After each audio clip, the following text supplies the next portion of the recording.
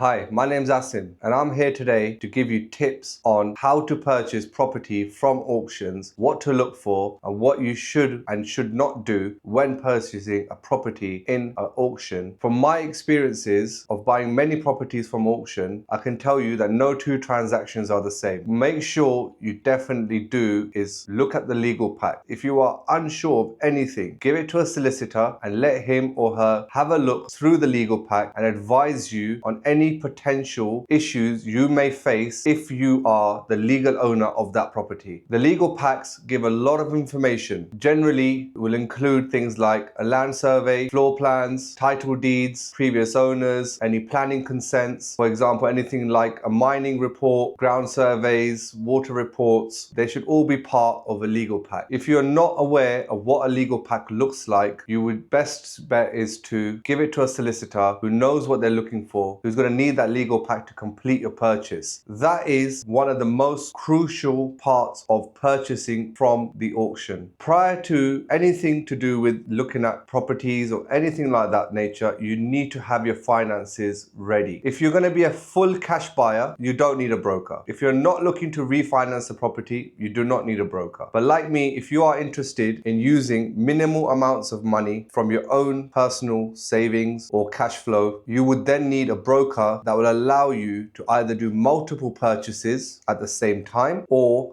in quick succession. Having the right team behind you to allow you to work at your own pace is very crucial. Having a good solicitor and a good broker will allow you to purchase, refinance, and repeat that process over and over again using your same initial capital investment. I myself have bought many properties through this process and have the experience to keep repeating this process and deal with the hurdles that come with it. Many people don't know, but you can opt to view a property that is going into auction. When you are viewing the property, it is upon yourself to make all the inquiries that you would need to make an educated assumption what work would entail for your renovations, how much it would cost, and the time frame. I personally have bought properties without ever viewing them because I have the trust and the knowledge in myself and my team that we can ensure a property is renovated to a targeted spending plan in a cost and effective way that we have achieved through years of experience in the industry. From my experience, you could see 100 houses available in auction. You may not even purchase one of them. There are a lot of tips I can give you when you are purchasing in auction, such as stay in control of your bid. Do not get carried away with the moment because you are then legally binded into that purchase. I know of people that have spent tens of thousands of pounds more than they expected to, then leading them to arrange finances for this purchase, which is now over budget. They have essentially made a loss on the purchase, but at the end of the day, they still have the property in their portfolio and the losses they have incurred will be recovered from the rent in the next few years. To say that it's not the end of the world, even if you do end up spending more than you should have, because the long-term plan is still there and you will recover your money eventually. Saying that, it is in terms a low-risk investment if you know what you are doing. If you are not sure of anything, my suggestion to you would be to seek advice from people that have the experience legally and financially. This experience generally would not come to you cheap. As you know, solicitors' time is very expensive and they tend not to do anything for free. You would then look at it and think, well, I'm not going to spend money with a solicitor to look at 10 houses legal packs and then I don't even buy one of them. That's a full waste of money. I myself know how to read a legal pack from experience. Even today, I still struggle on occasions, which I would then pass to my solicitor to check it out for me. As I've said many times, no two purchases are the same. There's always a different hurdle to go through. But having the right team behind you would help you limit your risks and make the situation easier for you and less stressful and less chance for you to be stuck with a property in your name that you cannot do anything with. I know of people that have bought property in auction and property is still there where they're unable to finance the property, they're unable to rent the property, and there's issues causing them not allowing them to refurbish the property. This is because they have purchased something without reading the legal pack, without knowing what's going on with the property, looking at the history, and this has caused them severe financial constraints. This has stopped them from growing their property portfolio. Even with my experience in the industry, I still struggle struggle from time to time. I'll give you an example. I purchased a property in auction. The property I purchased was around £125,000. With this property, the issue that came was the land registry surrounding the property was not cleared prior to the previous person purchasing it. It was purchased as a lot from the council, which was then sold the very next day to another company. The initial lot was purchased for around £2.5 million.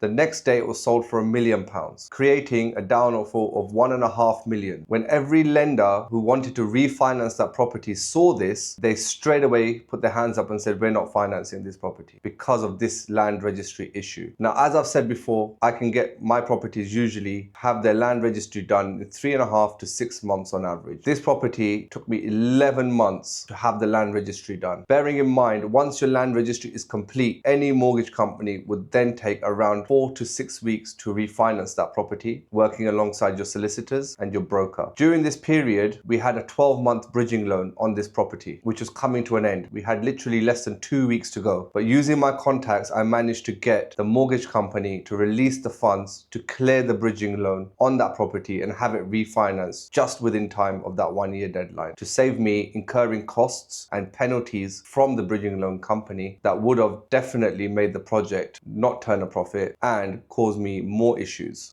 During this period, it also caused many issues as my money was tied up in this project and I was not able to purchase another property during this time. Another tip for you is, if you are looking to purchase properties and create a portfolio, is not to do it in your own name. When I say in your own name, what I mean is you need to create a limited company which you would be the director of. This then limits the liability you have in this venture. My suggestion is creating a limited company that would then own the properties, because during the process of bridging loans and mortgages, they would put a debenture on your assets. A debenture is when a finance company puts a title on your properties to say they have an interest and you are not allowed to sell that property, refinance that property without their permission. The reason I suggest to do this in a limited company is because then it's not limited to yourself, it's limited to the company. So for example, my family home is in my personal name, not in my limited companies. So when I do have a debenture put onto my properties, it does not affect my family home. When you are looking to refinance your properties, this debenture